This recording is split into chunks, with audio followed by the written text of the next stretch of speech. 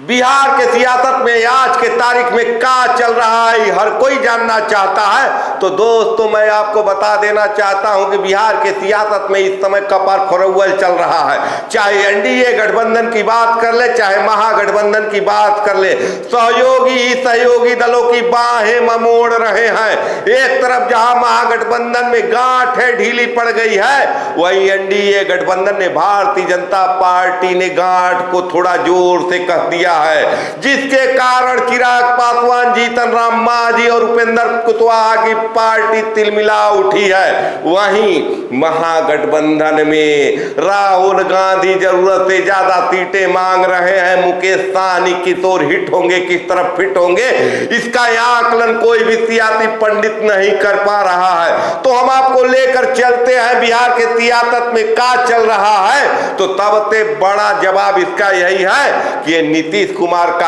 आखिरी चुनाव चल रहा है और एक दूसरे की कपार फोड़ने की होड़ चल रही है। दोस्तों आपको तो याद होगा 2020 विधानसभा चुनाव किस तरह से एनडीए के सहयोगी एनडीए से अलग हो जाते हैं। चिराग पासवान एनडीए से अलग होकर चुनाव लड़ते हैं और नीतीश चच्चा का कपार फोड़ देते हैं।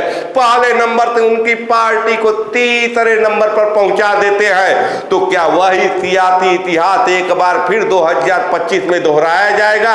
एक तरफ जहां जदयू के नेता नारा लगा रहे हैं 25 से 30 बिहार में एक बार फिर नीतीश, वहीं सम्राट चौधरी भले ही साफा खोल चुके हैं, पगड़ी खोल चुके हैं, लेकिन महत्वाकांक्षाएं तो नहीं मरी हैं। भारतीय जनता पार्टी भी डिप्टी सीएम से आगे बढ़ना चाहती है और सम्राट चौधरी भारतीय जनता पार्टी के लीडर बनना चाहते हैं।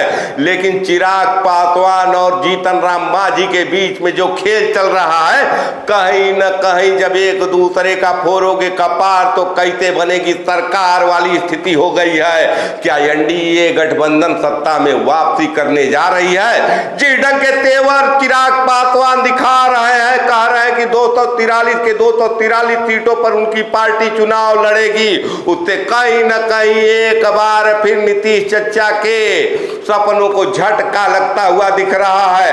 वहीं महागठबंधन की बात कर ले तो महागठबंधन में निश्चित रूप से सीएम का चेहरा तो तेजस्वी यादव ही है, लेकिन कांग्रेस पार्टी एक तरह से अपने वोट बैंक को दोबारा पाने की कोशिश में महागठबंधन की गांठें ढीली कर रही है। तो एक तरफ जहां भारतीय जनता पार्टी एनडीए में सहयोगियों पर दबाव कस रही है, सीटों का फार्मूला इस ढंग से सेट कर रही है कि जीतन राम मांझी, उपेंद्र कुशवाहा और चिराग पासवान के हिस्से में ज्यादा कुछ नहीं आ रहा है।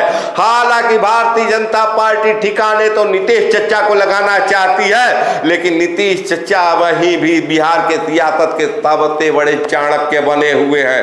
हालांकि ये अलग बात है कि इधर बीच उनकी मानसिक अस्वस्थता की बात चल रही है, उनकी हरकतें कहीं न कहीं लोगों को सोचने पर मजबूर कर रही है। बावजूद इसके नीतीश चच्चा आज भी बिहार के सियासत में अपरिहार्य बने हुए हैं। लेकिन जिस ढंग से बिहार की सियासत में प्रशांत किशोर की एंट्री हो चुकी है, कहीं न कहीं पुराने सियासी धुरंधरों का गणित गड़बड़ाता हुआ दिख रहा है। भले ही लालू प्रसाद यादव तेजस्वी यादव की सीएम की कुर्सी पर बैठे हुए देखना चाहते हैं, लेकिन यहां भी उनकी महत्वाकांक्षाओं का पलीदा प्रशांत किशोर लगा रहे हैं और कहीं न कहीं प्रशांत किशोर भारतीय जनता पार्टी और नीतीश कुमार के महत्वाकांक्षाओं का पलीदा लगा रहे हैं। तो बिहार के सियासत में आज के तारीख में दोस्तों एक दूसरे की कपार फोड़ने की होड़ चल रही है, एक दूसरे के वोटों में तेंदमारी की होड़ चल रही है।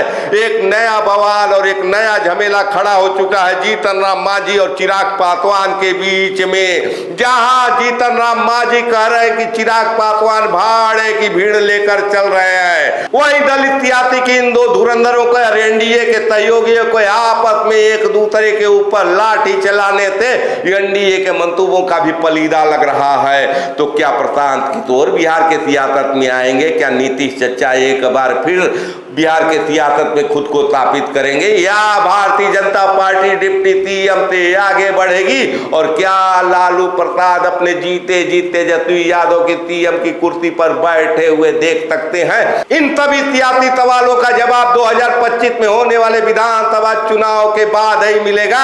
लेकिन आज के तारीख में असमंजस की स्थिति बनी हुई है। बिहार की सियासत को लेकर आप क्या सोचते हैं? अपने राय विचार कमेंट कर जरूर बताएं, और ये भी बताएं कि क्या बिहार में लालू प्रसाद यादव का सपना पूरा होगा, या नीतीश चचा 10वीं बार सीएम पद की कुर्सी पर बैठेंगे, या चिराग पासवान सबके मंसूबों को तोड़ देंगे?